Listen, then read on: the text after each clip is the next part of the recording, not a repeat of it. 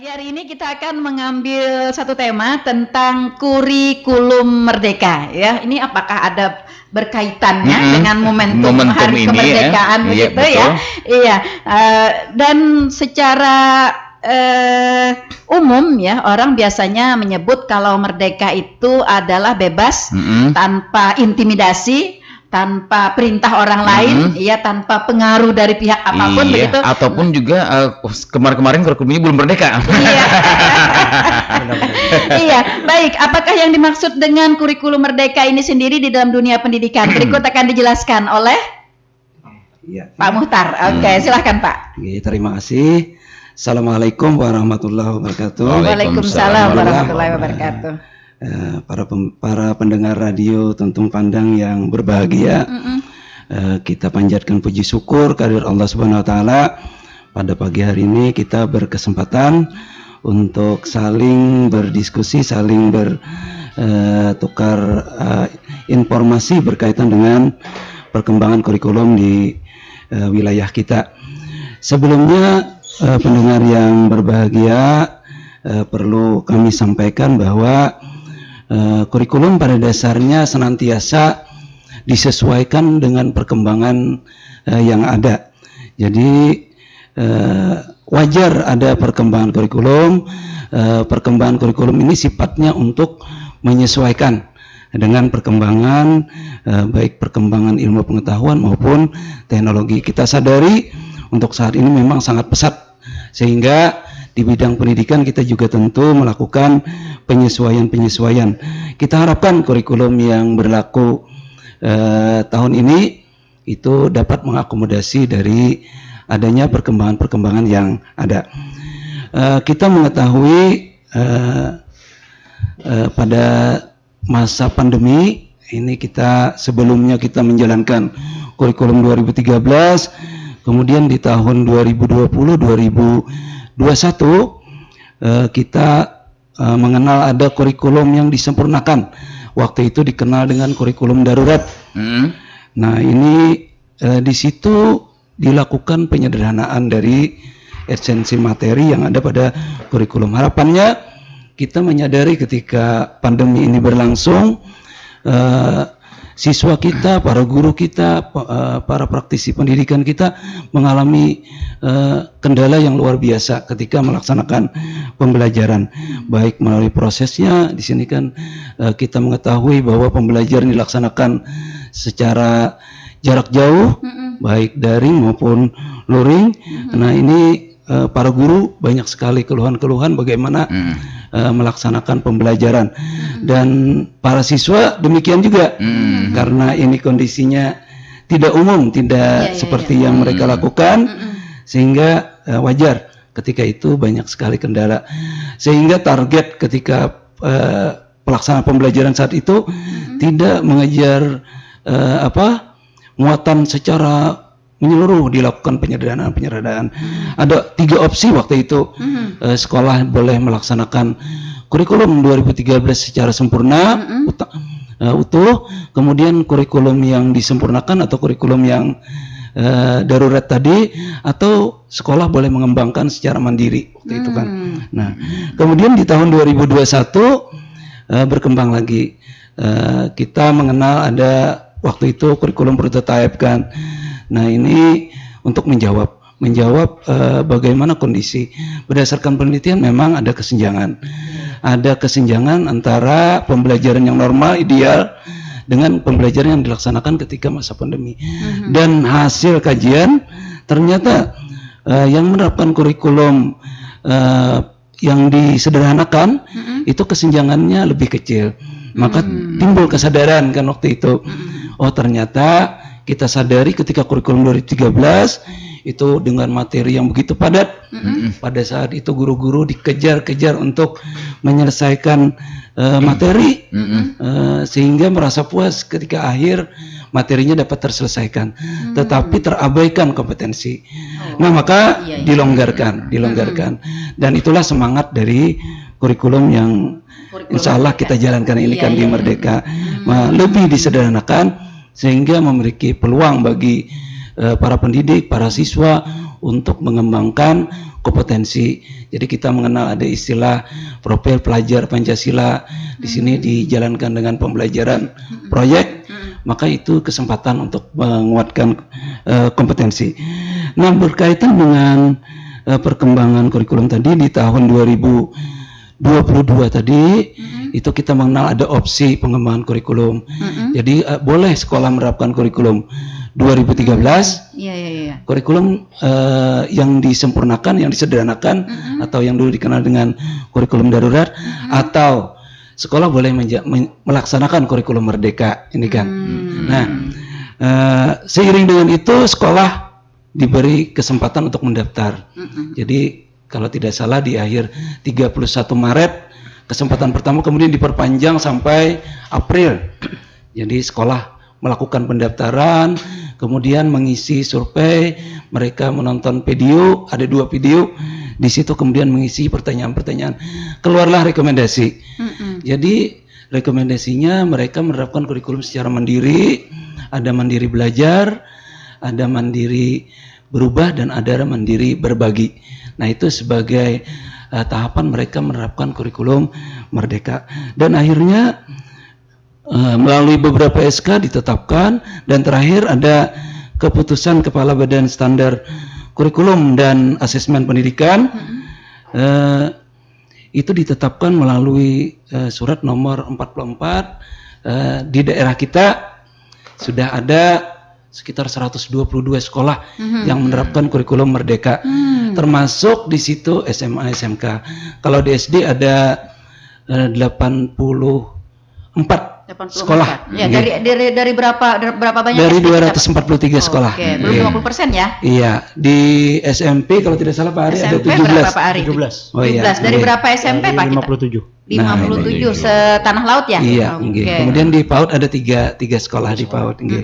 Nah, ini yang sudah di-SK-kan, artinya secara administrasi sudah menerapkan kurikulum secara mandiri.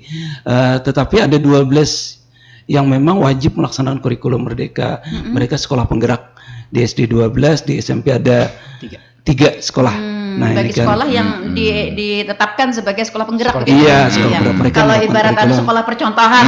Iya, pioner ya. Iya. Harapan kita mereka itu menjadi model lah bagi kita nanti kan. Di kurikulum merdeka ini tentunya khususnya. Oke. Lalu Pak Muhtar atau Pak Ari nih bisa menjelaskan implementasi dari kurikulum merdeka ini terhadap Bapak Ibu guru, kemudian siswa, orang tua, dan lembaga-lembaga lainnya. Ini bagaimana nih, Pak Ari? Jadi begini, di saat pandemi ini memang seperti yang disampaikan oleh Pak Muhtar tadi, adanya learning loss. Jadi ada ketertinggalan pembelajaran betul. Di saat pandemi 2 tahun lebih ini, dan memang akhirnya implementasi. Apalagi yang waktu sekolah libur sama sekali betul, ya Pak ya. Betul. Kalau kemarin kita masih setelah libur kemarin kan ada daring luring itu masih bisa. Masih apalagi bisa, setelah, Jadi implementasinya ini sangat berimbas baik sekali untuk guru-guru kita.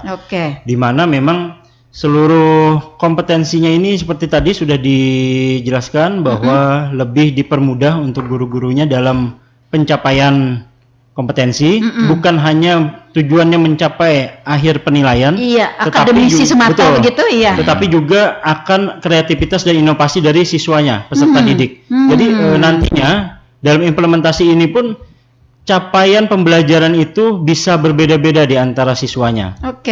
Karena siswa itu pasti memiliki kompetensi yang berbeda. Nah, inilah mungkin yang menjadi tantangan dan PR juga buat para guru kita untuk lebih meningkatkan kompetensinya, agar mereka juga bisa mensupport apa saja yang dibutuhkan oleh siswa-siswa kita. Dan perlu diingat juga peran serta orang tua siswa di rumah pun juga sangat mendukung, di mana tadi penguatan profil pelajar Pancasila ini sangat dibutuhkan, yaitu di mana nantinya seluruh siswa-siswi kita itu semuanya sudah bisa dikuatkan profilnya dengan yang ada di Pancasila.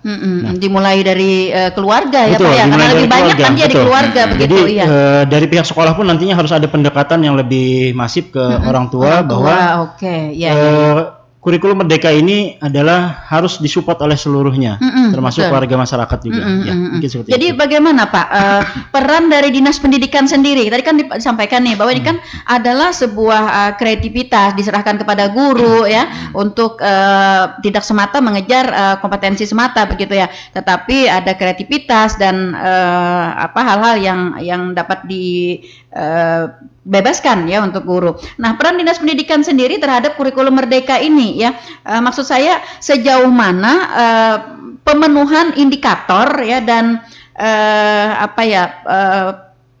penilaian dari Dinas Pendidikan sendiri. Apakah kurikulum misalnya, apakah yang diajukan oleh sekolah atau guru ini memenuhi indikator dari sebuah kurikulum begitu? Bagaimana ini Pak?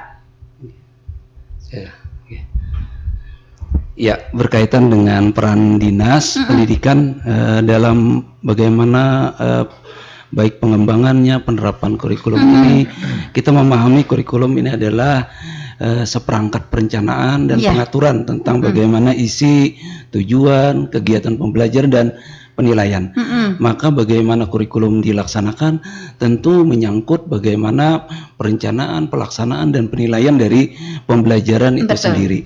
Nah, lalu bagaimana peran kita dari Dinas Pendidikan selaku pemerintah maupun dari sekolah sebagai pelaksananya itu kan.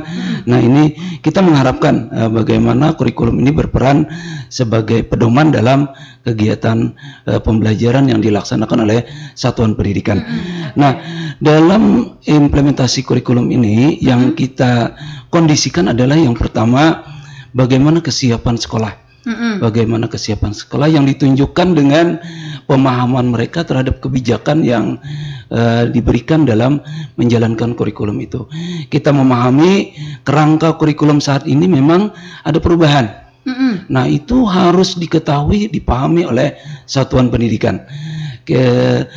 Standar nasional pendidikan kita sudah berubah, yang semula PP nomor 19 sekarang diterapkan PP nomor 57 dengan perubahan PP nomor 4 tahun 2022. Nah, akhirnya turunannya juga berubah. Kan ini dari SKL yang dulunya menerapkan Permendikbud nomor 20 tahun 2016 sekarang sudah dinyatakan tidak berlaku. Demikian juga Permendikbud nomor 21, 22, 23 SKL, standar isi, standar proses, dan standar penilaian. Sementara PP nomor 57 ini mengisyaratkan bahwa pengembangan kurikulum harus berdasarkan standar nasional pendidikan. Dan pada bagian lainnya diterangkan standar nasional pendidikan itu meliputi standar kelulusan, standar isi, standar proses, dan standar penilaian. Maka kawan-kawan dari satuan pendidikan sebagai langkah awal memahami pedoman ini sebagai kerangka dasar kurikulum. Kita dari Dinas Pendidikan ini mensosialisasikan yang pertama Permendikbud nomor 5 tahun 2022 itu wajib dipahami oleh kawan-kawan kita di sekolah. Permendikbud nomor 7 tahun 2022 tentang standar isi, kemudian Permendikbud Ristek nomor 16 dan tentang standar proses, dan Permendikbud Ristek nomor 21 tentang standar penilaian. Nah, dari pemahaman inilah maka hendaknya dokumen yang disusun dalam kurikulum operasional sekolah ini mewarnainya. Jadi harus sesuai dengan dokumen itu kan. Maka ketika kita mengevaluasi kurikulum yang dijalankan di sekolah, tentu kita sangat memperhatikan ini. Di samping kita juga memiliki pedoman kurikulum yang baru ini kan, Kepmendikbud nomor 56 tahun 2021 yang kemudian disempurnakan dengan 22 maksud saya, Kemendikbud nomor 262 tahun 2022 yang terakhir. Jadi itu sebagai acuan kita. Nah, lalu bagaimana kita melaksanakannya? Tentu kita memperbanyak memanfaatkan komunitas-komunitas yang ada di tingkat satuan pendidikan. Kalau di SMP kawan kita sering mengunjungi MKKS, kalau kami di SD sering berkomunikasi dengan sekolah melalui K3S. Nah, akhirnya ini kan dapat diterapkan di sekolah. Dan tentu peran kita melakukan evaluasi dari pembinaan dokumen. dan evaluasi ya Pak ya. Iya. Nah, maksud saya begini, dari perencanaan misalnya kan kurikulum ini kan ya apa yang akan dilaksanakan oleh sekolah tentu berbeda-beda kan Pak ya.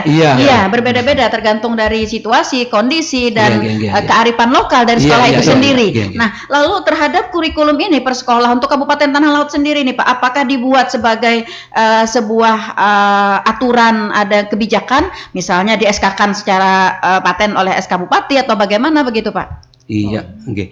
Mengenai kurikulum memang kebijakannya ada di diversifikasi kurikulum. Memang seyogianya dari dulu kurikulum yang dimiliki sekolah itu mestinya berbeda-beda. Tidak ada kurikulum yang sama. Nah, untuk mengakomodasi ini maka di dokumen kurikulum itu harus ada istilahnya itu analisis konteks. Betul. Sekolah menjalankan analisis kondisi sekolah, lingkungannya, bagaimana sosialnya, bagaimana mungkin mata pencaharian orang tua, kemampuan siswa, gitu kan. Nah, kondisi wilayah juga ya. Ini mewarnai kurikulum. Justru kurikulum yang berbeda-beda ini menjadi kekuatan dari pelaksanaan kurikulum yang merdeka ini kan. Nah tinggal kita mengkondisikan. Saya selalu memotivasi kawan-kawan, mestinya ketika kita menerapkan kurikulum merdeka ini bermunculanlah keunggulan dari setiap satuan pendidikan itu kan. Maka sekolah yang satu unggul di bidang olahraganya, mungkin ada yang unggul di bidang budayanya, Nah, jadi ini unggul di bidang keterampilannya gitu benar, mungkin di akademik ada, kemudian di non akademik ada. Nah, ini sehingga setiap satuan pendidikan kita dapat menampilkan atau mengoptimalkan potensi yang dimiliki oleh satuan pendidikan tadi. Nah, mengenai sebatas apa sekolah bisa mewujudkan ini, maka ini diberi keleluasaan kepada sekolah. Jadi ada dua ranah dalam pengembangan kurikulum ini. Ranahnya pusat itu kerangka dasar dan struktur kurikulum yang sudah baku.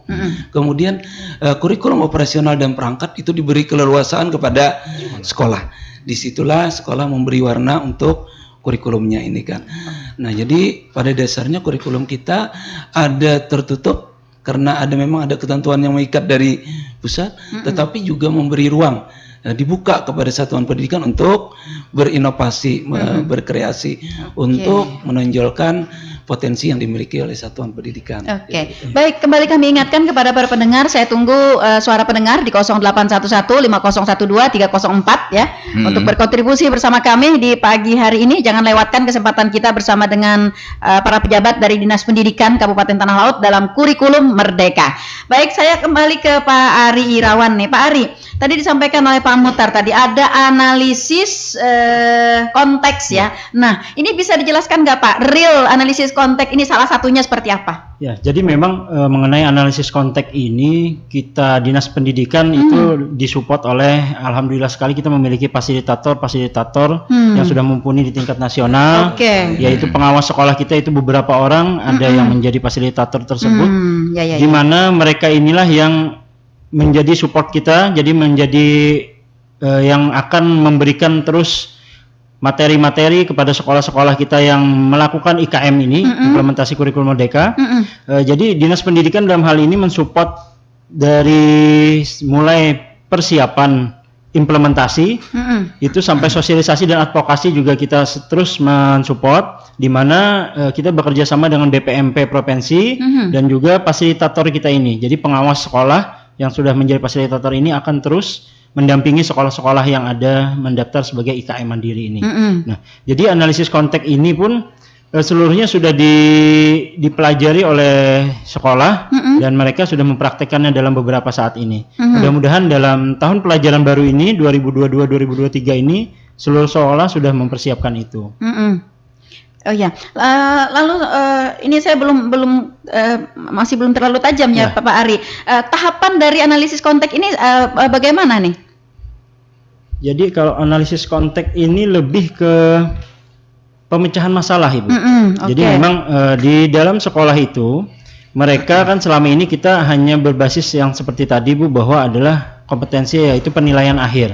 Sedangkan sekarang analisis konteks ini lebih mengacu kepada praktek dan bagaimana problem solvingnya. Jadi pemecahan masalahnya itu, dan itu pun bermuara kepada siswa-siswi kita. Jadi seluruh yang dikerjakan itu lebih banyak ke siswanya.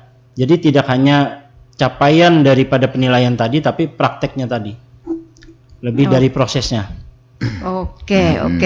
Iya, artinya dalam mengambil sebuah program yang nanti diunggulkan oleh sekolah, ya, dia berdasarkan istilahnya data permasalahan yang menonjol, begitu Pak ya? Betul. Dan mungkin ya tadi seperti ada kearifan lokalnya, bisa juga kearifan lokal dalam sekolah itu. Jadi mereka akan memunculkan seluruhnya. Oke, baik, kita tahan dulu Pak. Kita menerima telepon dulu. Iya, halo, selamat pagi. Iya, selamat pagi dengan Ibu dan Bapak. Assalamualaikum. Waalaikumsalam warahmatullahi wabarakatuh. Ibu siapa?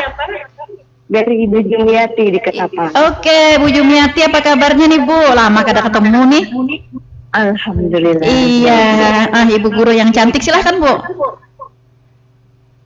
Ini ulun dan Ibu guru Bu lah. Oh gitu kan? Nah, soalnya saya punya teman pada Bu guru Bu Jumiati. Salah ya. Oke, silahkan Bu. Ini ulun di sini sebagai orang tua dari anak yang sedang menjalani pendidikan dasar. Maaf pula sebelumnya melenceng dari tema hari ini. Oke, tidak mengapa Ibu. Ini kan anak ulun sekolah. Nah, untuk saat ini sebagai ulun pribadi yang ya katakanlah untuk ekonomi ke bawah. Nah, untuk pembelajaran itu kan kita dengar dengan istilah sekolah gratis. Nah, tapi kok kita sering membeli buku yang nominalnya itu cukup besar, Bu, bagi kami. Iya. Kalau bagi orang yang lebih mungkin ya itu tidak seberapa untuk pendidikan anak. Nah, cuman karena kami berada dengan ekonomi ke bawah, nah jadi kami untuk uang pembelian buku itu agak merasa berat, Bu. Dari pembelian buku dari sekolah. Ibu sekolahnya anaknya sekolah apa? Sekolah SD. Oh, SD. Oke. Buku atau LKS itu Bu? Buku atau LKS katanya? Ada LKS, ada buku paket. Nah, itu pembelian itu tidak ada keringanan sama sekali. Maksudnya tuh kita beli tapi dengan uang yang harus kontan. Tidak ada keringanan. Iya. Tidak ada keringanan sama sekali dari pihak sekolah. Iya, ada diskon berarti. Berapa kali bayar? Iya.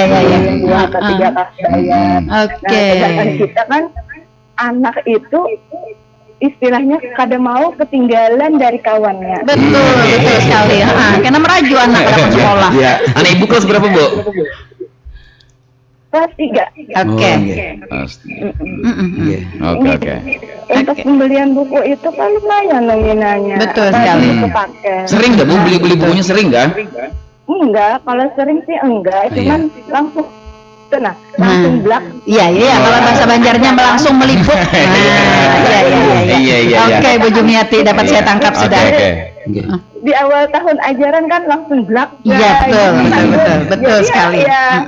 Iya, itu sajalah yang keluhan dari mumpung ada dari dunia pendidikan. Iya, betul sekali ya. Betul. Iya, Ibu Jumiati. Terima kasih Bu udah stay tune juga. Iya, sama-sama Bu. Terima kasih banyak atas keluhannya. Terima kasih. Assalamualaikum. Waalaikumsalam warahmatullahi wabarakatuh. Ini orang tua yang jeli Pak. Iya, saya jempol dengan Bu Jumiati ya. Jempol saya. Jadi dia jeli memanfaatkan momentum ini.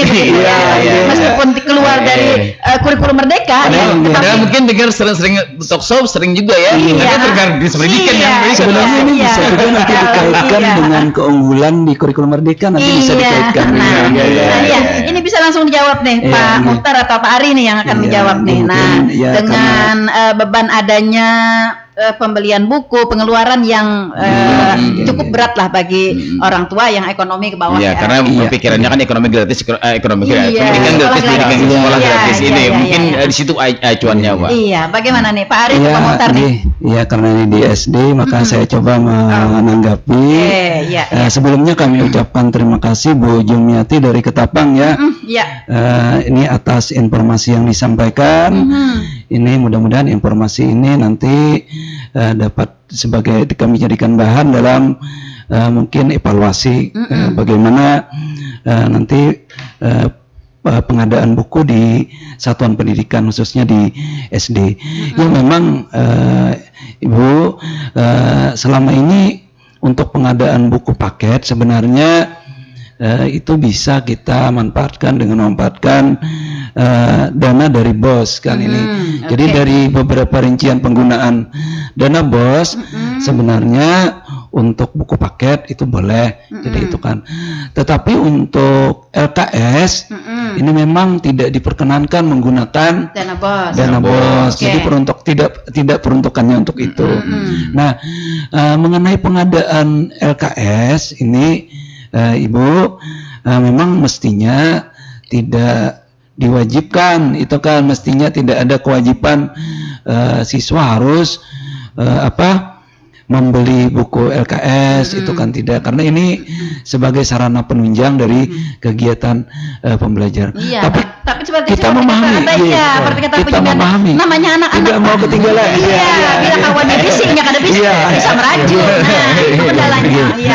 Mungkin yang permasalahan kata Ibu tadi, kalau memang kita juga memang ingin memiliki LKS, yang perlu dikomunikasikan itu tadi, jangan sampai pengadaan LKS ini memberatkan, itu kan. Ini tentu kami harapkan menjadi perhatian bagi pengelola satuan pendidikan. Mungkin ya diberi kelonggaran lah bagi siswa yang mungkin kebetulan kemampuan rendah, setidak-tidaknya jangan melibuk istilahnya ya, diberi keringanan lah, jangan sekali bayar, mungkin bisa dicicil, itu kan. Ini yang berkompeten siapa nih Pak? Maksud saya kalau terjadi hal seperti yang dikeluhkan oleh Bu Jumiati ini, mengadunya kemana gitu? Memang bisa ke kami, bisa kan nanti biasanya langsung kami konfirmasi ke sekolah, itu kan nanti akan kita komunikasikan. Sebenarnya masalah ini kepala dinas sudah juga memberi instruksi kalau bisa masalah pengadaan ini jangan sampai memberatkan siswa, itu kan manfaatkan fasilitas yang ada. Nanti kalau di kurikulum Merdeka Ibu, kebetulan di kelas 3 belum ya, nanti di kelas 4 insya Allah itu akan masuk. Jadi begitu di kelas 4 di kurikulum Merdeka, masalah buku perangkat ajar, buku buku teks itu disediakan di platform. Jadi kita tahan dulu Pak, ada penelpon lagi. Kita sambung lagi. Halo, selamat pagi. Pagi Bu. Iya, dengan Pak Bambang atau dengan Pak siapa ini? Pak Arianto Bu. Oh, Pak Arianto kah? Singkong rebusnya mana nih? Oke, silakan Pak. Ini yang pendidikan. Ulun menyambung salah Ibu Jumiati tadi.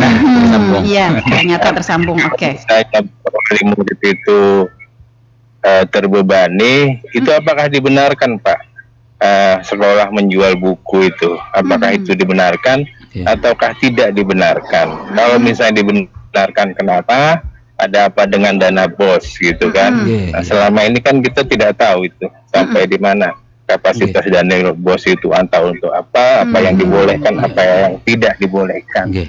Nah, wali murid kan kadang-kadang bingung juga, katanya ada dana BOS, ada sekolah gratis, ternyata ada bayar, ada di ini itu kan. Betul. Nah, itu. Yang kedua, masalah kurikulum Merdeka ini Pak, saya belum melihat yang menukik kata Ibu Nelly tadi. Artinya belum spesifik ini. Betul. Spesifik apa sih keunggulan kurikulum Merdeka itu? Apakah cuma gara-gara kita, dalam artian tanda kutip, kita memperingati hari 17-an sesuai dengan tema Merdeka kan gitu. Lalu ada terbit kurikulum merdeka. Merdeka itu kan artinya kita bebas, Pak. Betul, Sekolah nggak ada bebas, bayar, tanpa intimidasi, ya. tanpa perintah, ya tanpa bayar maunya. Bebas beli buku ya. Iya. Oke. Oke. Yang ketiga ini Pak, kurikulum itu sebenarnya siapa sih itu Pak yang membuat? Terkadang guru-guru juga curhat dengan saya Pak, walaupun saya bukan dewan pengawas guru. Iya. Kadang-kadang mereka tuh bingung itu apa? Ketika kurikulum nih ganti menteri, ganti pimpinan, ganti aturan. Betul. Kemarin rame-rame kurikulum K13 atau berapa? Mereka sudah mempelajari ini sudah menguasai, ganti kurikulum lagi. Nanti begitu Bu Nelly naik dari Menteri Pendidikan ganti lagi. Kan itu Pak. Itu aja Pak. Terima kasih. Waalaikumsalam warahmatullahi wabarakatuh. Luar biasa Pak Haryanto nih ya. Makanya saya kalau sehari aja tidak dengar suara sendiri, rasanya rasa hampa gitu. Iya. Begitu juga dengan beliau ya. Iya. Soalnya beliau ini penuh inspirasi Pak, penuh apa ya, meskipun ibaratnya sebagai pemerhati begitu jadi dalam segala bidang.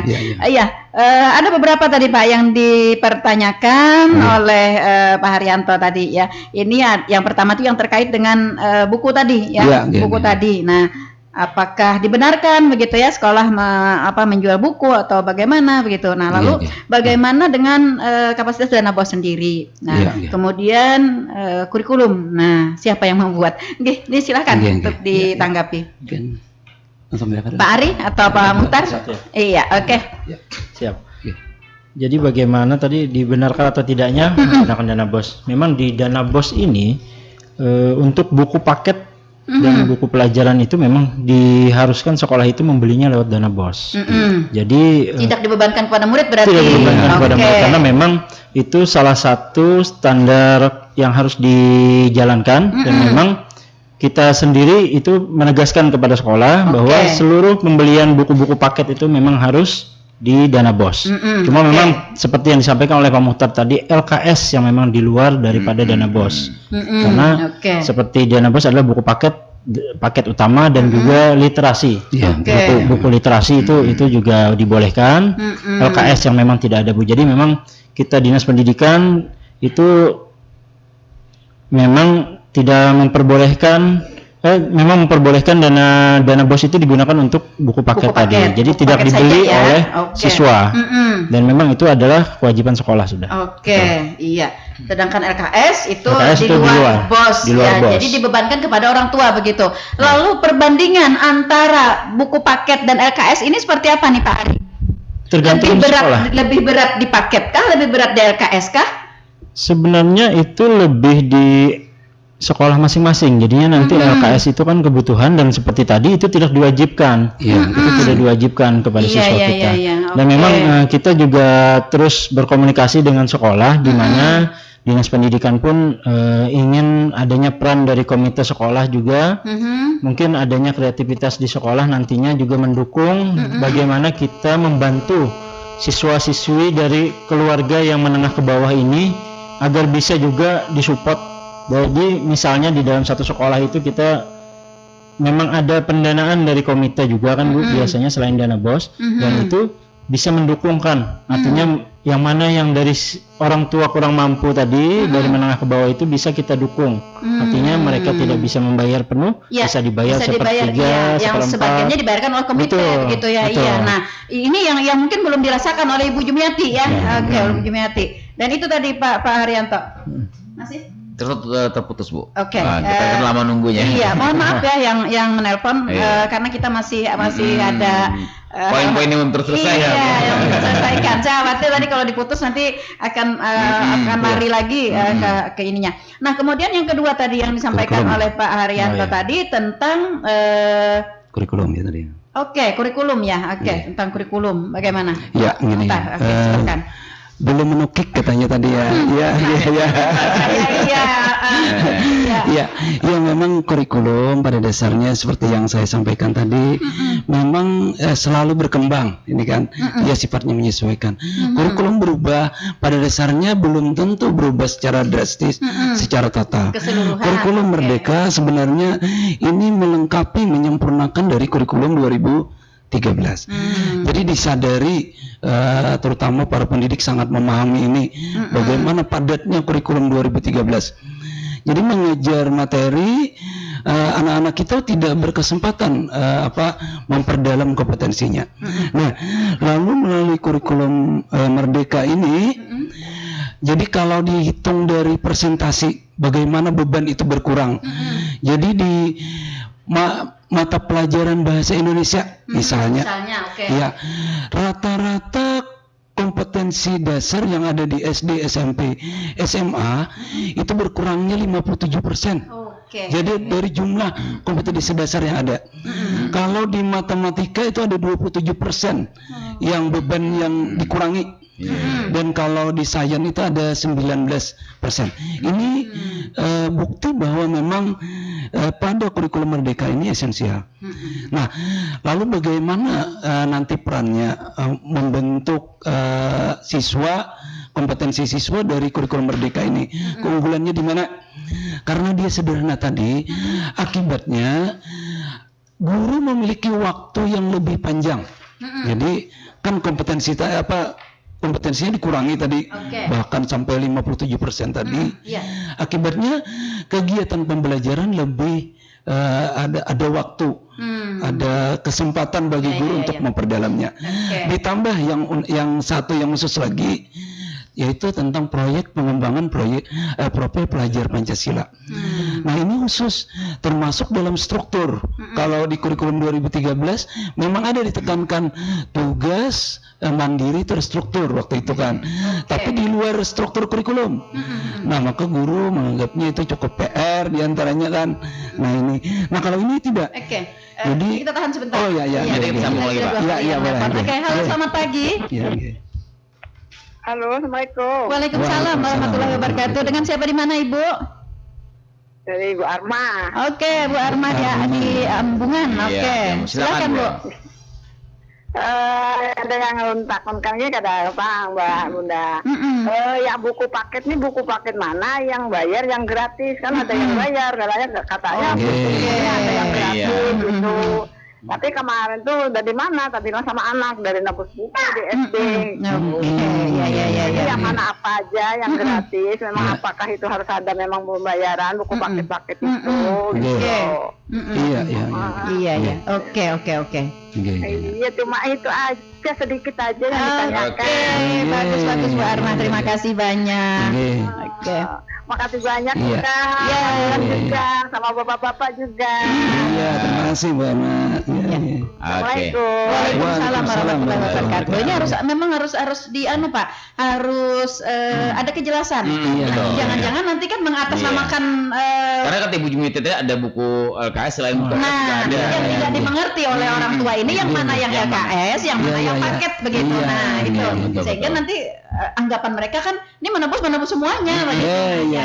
Iya, Pak, boleh dijelaskan. Memang di jobnis penggunaan dana bos kita ada menerangkan bahwa pembelian buku untuk buku utama terutama ya untuk buku paket ini tadi dan buku literasi itu Pak ya, untuk pengembangan perpustakaan.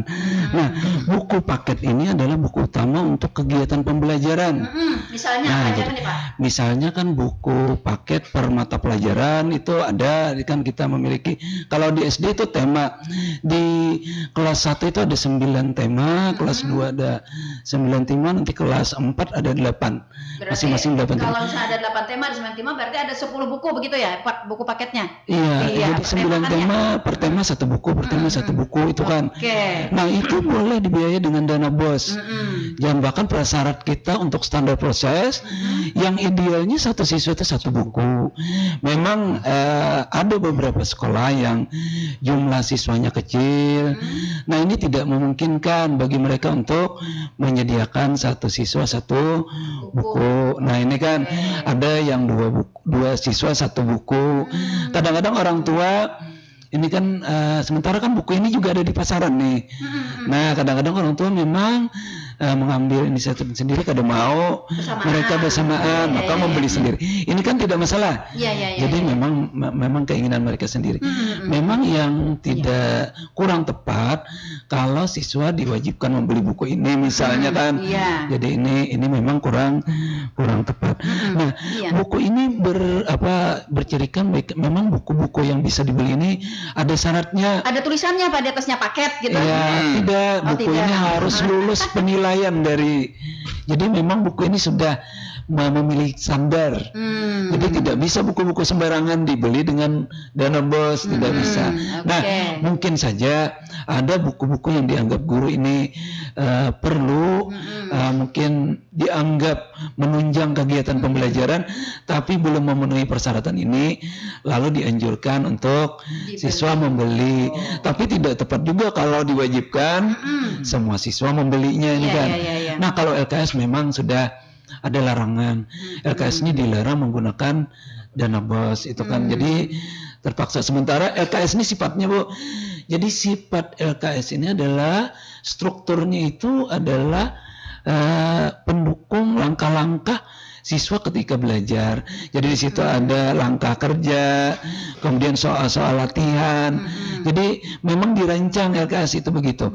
Jadi di sekolah kadang-kadang memang memandang perlu itu, maka mereka menganjurkan kepada orang tua untuk membeli. Secara detailnya nih Pak, secara konkretnya begitu.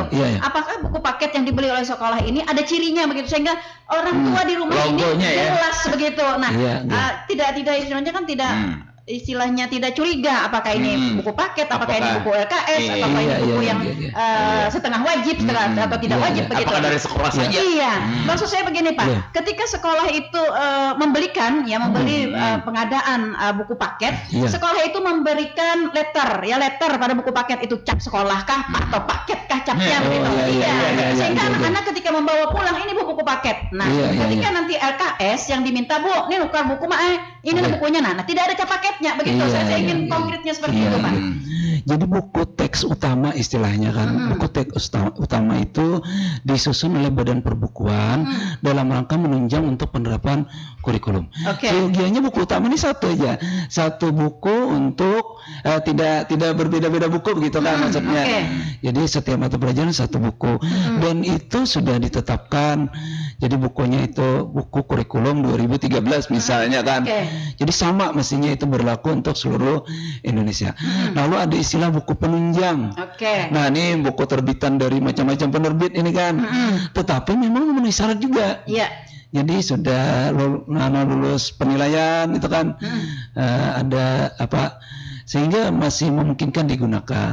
Nah, bagaimana sekolah menggunakan ini? Buku paket tadi wajib kan kalau buku paket yang dibuatkan itu tadi. Kemudian buku penunjang ini tergantung sekolah. Jadi sekolah ini memandang ini perlu tambahan ini, maka itu. Jadi tidak sebenarnya tidak juga. Jadi itu pertimbangan sekolah. Nah, cuma yang kami harapkan, kita dari NES juga mengharapkan jangan sampai pengadaan buku ini membebani, itu kan yang pertama.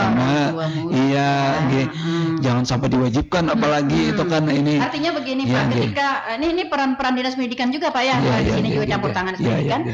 Artinya sekolah ketika menetapkan buku-buku penunjang yang akan dibebankan kepada orang tua itu harus juga melihat data penghasilan orang tua begitu ya, rata-rata pekerjaan orang tua ini seperti apa di lokasi itu begitu ya.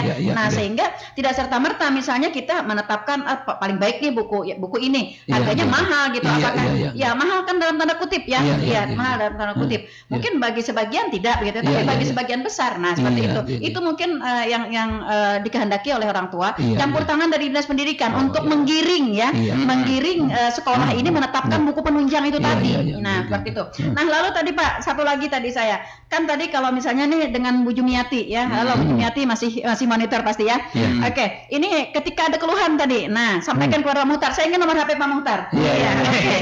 Sebutkan Pak. Iya. Ya, Bu Jumiati bisa mencatat juga ya. Oke. 0813 0813 4834 4834 2172. 2172. Oke, Iya. Bu Jumiati, ya jika ada keluhan nanti yang berkaitan dengan itu, Iya, nih ya silakan. serang Pak Muhtar nih. Iya, oke, silakan.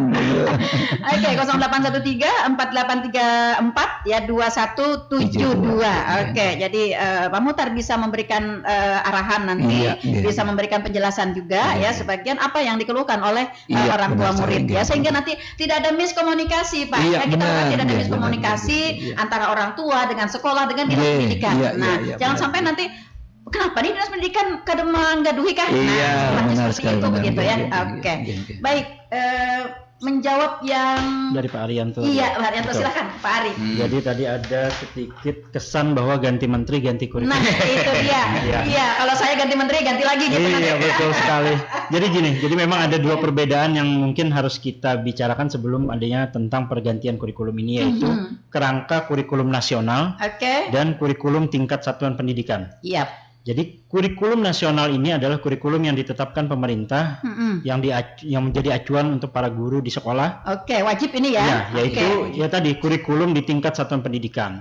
Jadi memang kurikulum tingkat satuan pendidikan ini adalah kurikulum yang secara periodik itu dievaluasi dan diperbaiki, Iya, iya, iya. menyesuaikan. Makanya dengan adanya learning loss tadi karena pandemi, jadi kurikulum di tingkat satuan pendidikannya yang dievaluasi dan diperbaiki. Makanya dengan itu kurikulum Merdeka ini pun masih bisa digunakan dengan 3 tadi, bisa tetap dengan K13-nya atau dengan K13 yang disederhanakan serta IKM-nya yaitu kurikulum merdekanya. Oke, oke. Ya, jadi pada intinya kalau kerangka kurikulum nasionalnya itu malah tidak cepat berubah. Ya, karena memang kementerian ini melakukan perancangan kurikulum merdeka ini kan di tahun 2024. Jadi seperti ini kurikulum nasional itu perubahannya yaitu dari KBK di 2004 dulu, KTSP di 2006 dan yang terakhir yaitu kurikulum 2013. Nah, sedangkan kurikulum merdeka ini adalah kerangka kurikulum nasional yang akan disahkan nantinya di 2024. Jadi memang di 2022 ini memulainya. Oke. Cuma nantinya itu yang menjadi kewajiban di seluruh jenjang kelas yang ada di setiap sekolah itu adalah di tahun 2024. Nah, jadi di dalam kerangka nasional K13 2013 ke 2024 itu ada 11 tahun.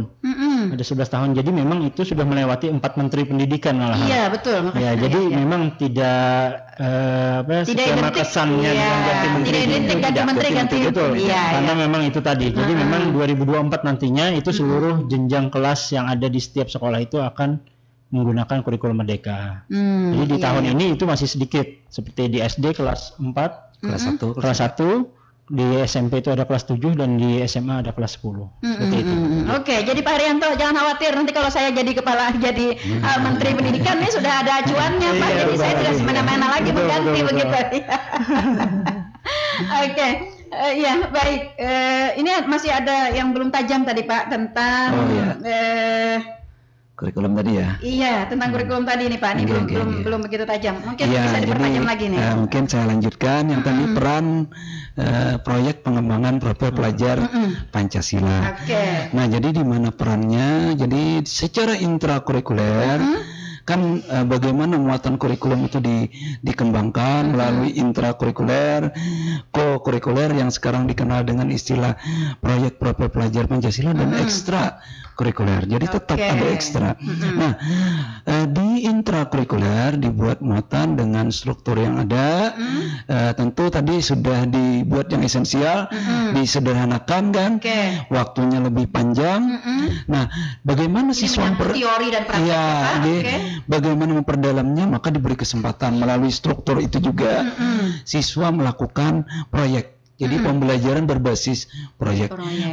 Proyek ini memberi kesempatan kepada siswa untuk memecahkan permasalahan yang kontekstual. Jadi permasalahan di masyarakat. Jadi itu diberikan kepada siswa dengan untuk memperdalam kompetensinya tadi. Nah, jadi akhirnya terbentuk bagaimana pembelajaran mandiri yang diharapkan dari itu kan bagaimana mungkin dari aspek kewirausahaannya, potensinya. Nah, jadi ada kesempatan untuk memperdalam melalui itu. Di samping memang nilai-nilai luhur Pancasila ini dikembangkan tidak hanya melalui proyek itu kan, integrasi terhadap mata pelajaran, budaya sekolah ini kan. Jadi intinya ada keleluasaan dari siswa, lebih leluasa. Dan yang paling penting pada kurikulum Merdeka ini kita mengenal adalah tes diagnostik. Jadi dilaksanakan sebelum pelaksanaan pembelajaran.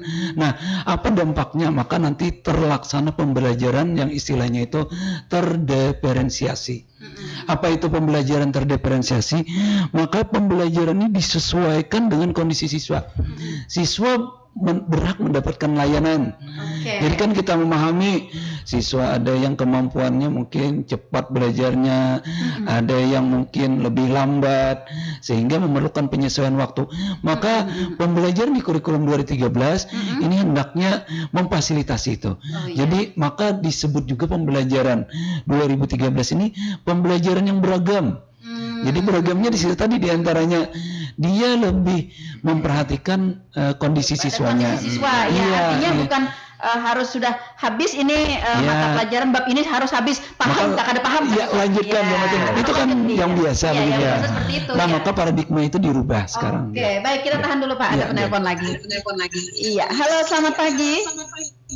Iya, selamat pagi. Ulun dari Ibu Jumiati yang dari Ketapang tadi. Iya, Bu Jumiati. Masih stay. Terima kasih. Oke, lanjut Bu Jumiati. Masih ada sedikit yang menjanggal, Bu. Keluarin.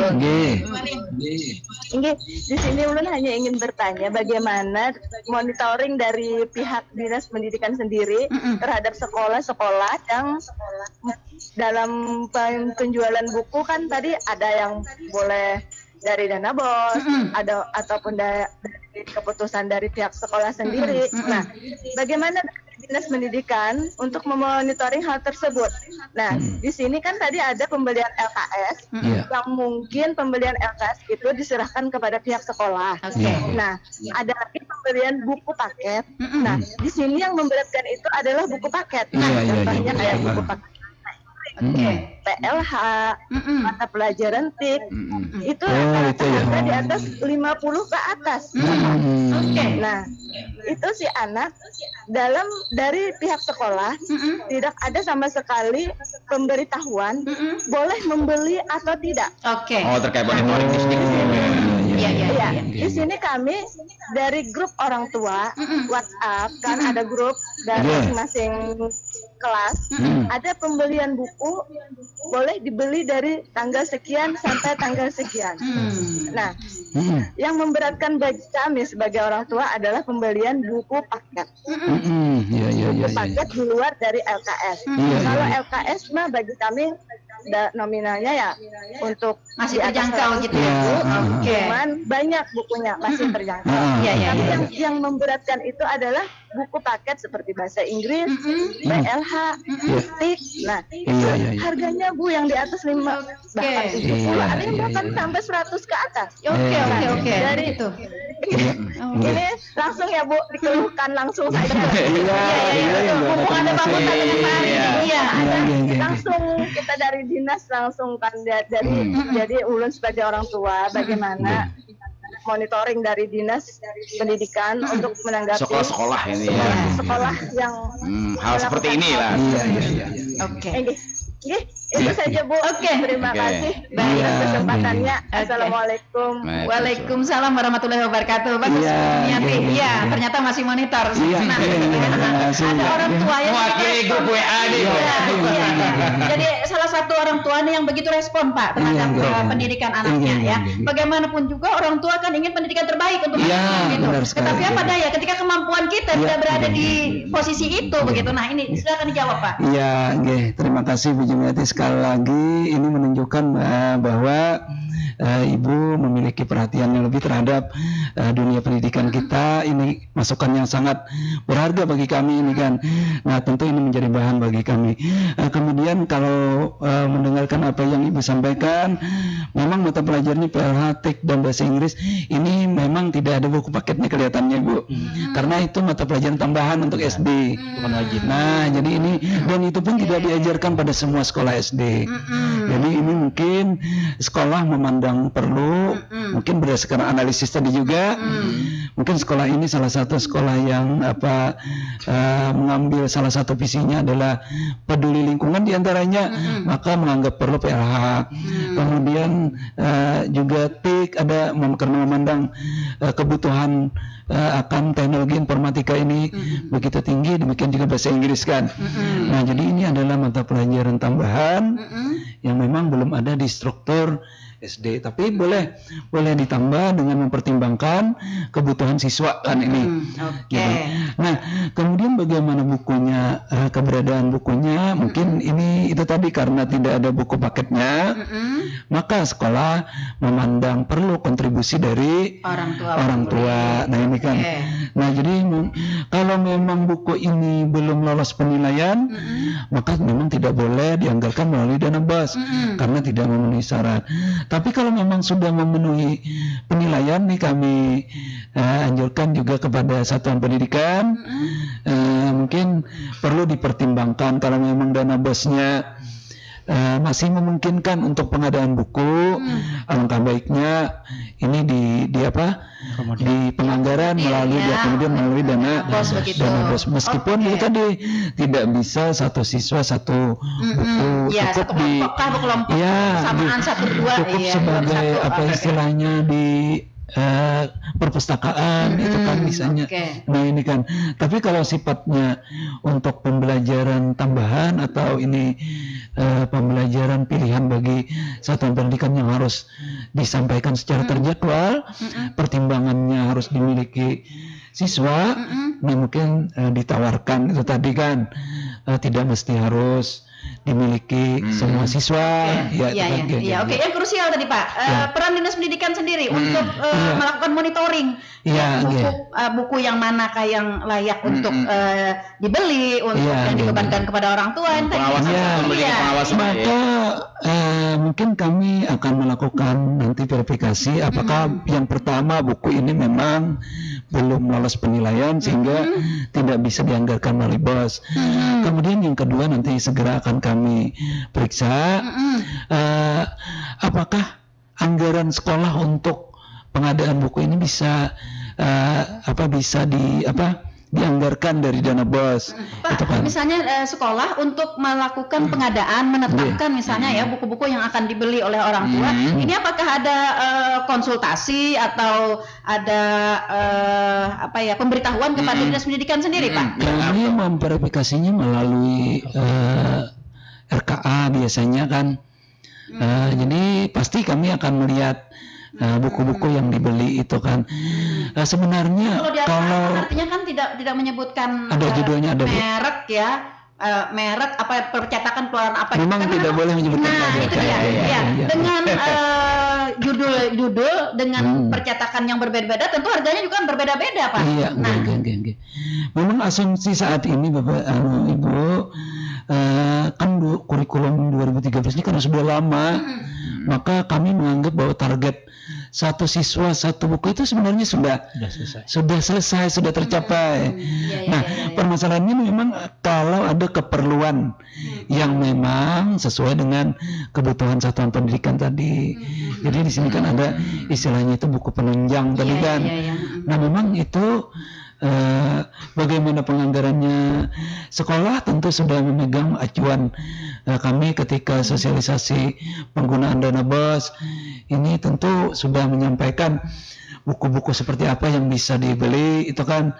Nah, ini kan kemudian jumlahnya tentu yang menjadi perhatian kita, besaran buku. Sebenarnya untuk besaran buku presentasinya sudah kalau tidak salah mencukupi sudah mencukupi itu kan. Jadi sebenarnya tidak ada masalah.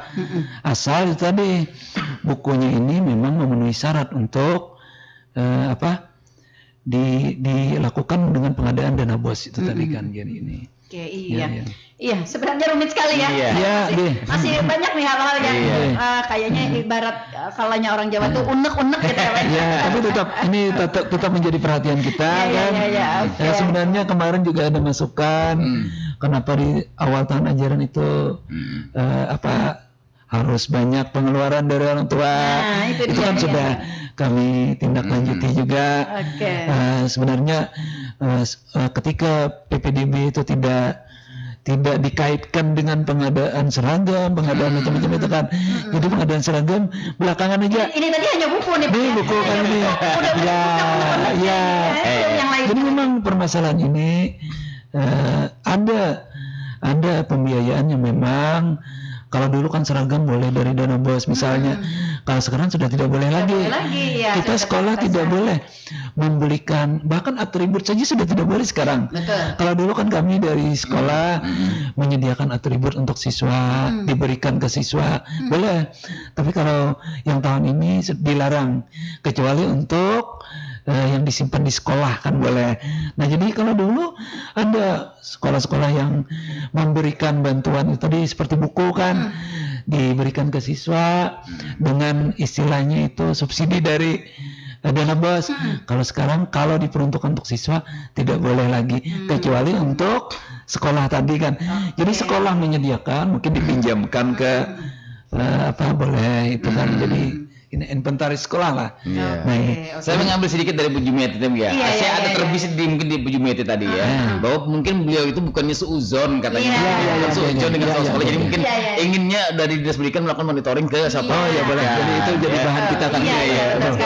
Kalau boleh tahu Pak Muhtar sudah berapa lama di seksi kurikulum kesiswaan dan tenaga kerja SD Pak? Saya aktif 1 Maret 2022, baru beberapa bulan.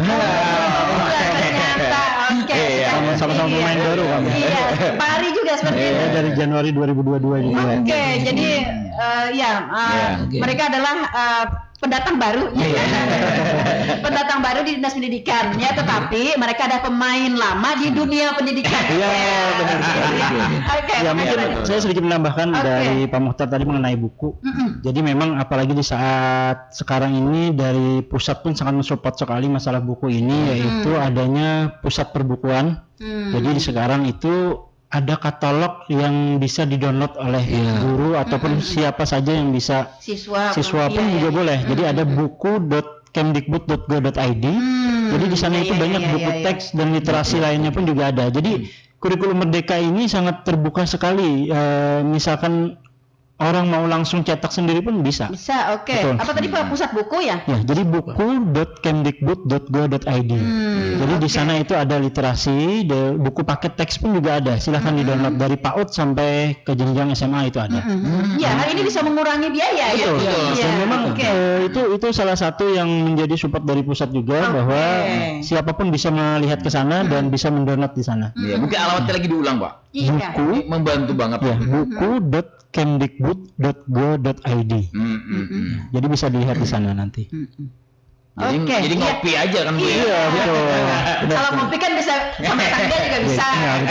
Ikut ngopi dengan tetangga Artinya ini adalah suatu hal yang campur tangan pemerintah untuk meringankan biaya untuk mempermudah juga. Nah, sehingga keluhan-keluhan yang tadi disampaikan oleh para pendengar kita begitu dari suara pendengar kita itu dapat terkurangi. Terkurangi. Bahkan kita berharap dapat teratasi secara keseluruhan begitu. Nah, seperti itu. Baik, seperti yang saya sampaikan tadi Pak, sebenarnya masih banyak sih hal-hal yang harus kita perbincangkan Ini masih hanya 50% ya. Jadi maaf ya, kita hanya menyuarakan menyambung dari masyarakat mendapat hari ini. Mungkin ada sedikit pesan ini bagi kawan-kawan pendidikan. Sekaligus closing Nah, jadi dalam implementasi kurikulum Merdeka ini memang kita memang harus mempersiapkan diri gitu kan. Ini terutama masih banyak sekolah yang belum menerapkan. Yang pertama pertama ada 4 strategi yang kita gunakan. Memperdalam pemahaman kita terhadap kebijakan, itu yang pertama. Apa itu kurikulum merdeka? Jadi banyak sekali kita memiliki platform. Jadi ketika episode 15 itu kurikulum merdeka ini diluncurkan bersamaan dengan platform Merdeka Mengajar. Di platform Merdeka Mengajar itu lengkap semuanya. Jadi maka kita di pendidikan di Tanah Laut sudah aktifasi sampai 98% ini. Jadi para guru sudah alhamdulillah di satuan pendidikan. Dan ini bermanfaat sekali. Di situ ada perangkat ajar, itu kan di situ ada contoh-contoh bagaimana penerapannya. Petunjuk teknis lah. Iya, jadi lengkap bagi para guru untuk belajar di sini. Kemudian yang strategi kedua, sekolah memperdalam pemahaman tentang bagaimana pembelajaran dan asesmen. Jadi juga sudah diberikan panduan. Jadi ada panduan bagaimana pembelajaran dan asesmen. Ini tentu wajib bagi para guru untuk menguasai. Kemudian ada langkah strategi berikutnya adalah memperdalam pemahaman tentang kurikulum operasional sekolah. Jadi KOSP kan itu. Nah, jadi bagaimana menyusun kurikulum. Jadi ini dokumennya nih. Dulu KTSP, sekarang kurikulum satuan pendidikan kan. Nah, ini legalitas dari satuan pendidikan harus memiliki KOSP nih. Maka bahkan ada anggapan bagi sekolah yang belum memiliki KTSP maka malpraktek katanya sekolah itu. Nah, jadi itu. Ini yang terakhir, sekolah harus memperdalam tentang profil pelajar Pancasila. Nah, keempat inilah yang harus dipahami sekolah ketika ingin menerapkan kurikulum merdeka. Fasilitas disiapkan, ada panduan, kemudian ada platform Merdeka Mengajar tadi yang bisa dimanfaatkan kawan-kawan pendidik untuk mempersiapkan diri. Bagi yang sudah menerapkan, apakah ini sudah berhenti pemanfaatan platformnya ini? Justru semakin kita menerapkan, semakin kita butuhkan. Sebab di dalamnya itu ada komunitas. Kita bisa belajar, mengajar, berkarya di sana. Jadi para guru bisa istilahnya itu menampilkan best practice, pengalaman-pengalaman yang mereka lakukan itu dimuat di dalam platform sehingga itu menjadi bahan bagi kawan-kawan lain untuk belajar. Nah, ini pada kesempatan ini kami menyampaikan kepada kawan-kawan yang tahun ini menerapkan kurikulum merdeka. Jadi selamat menerapkan. Seiring ini kita 17 Agustus kami mengucapkan selamat merayakan Hari Kemerdekaan Republik Indonesia yang ke-77. Betul. Pulih lebih cepat, bangkit lebih kuat. Nah, ini kan pulih. Jadi sebenarnya ini kami juga sudah mengkondisikan kawan-kawan di satuan pendidikan dengan edaran awal tahun ajaran ada percepatan pemulihan waktu itu. Nah, kebetulan selaras dengan tema kemerdekaan kita. Jadi kawan-kawan silakan selamat berkreasi, selamat berinovasi, karena dengan inovasi dan kreasi itulah kurikulum merdeka ini dapat kita wujudkan sehingga dapat mencapai hasil yang kita harapkan ini kan ya.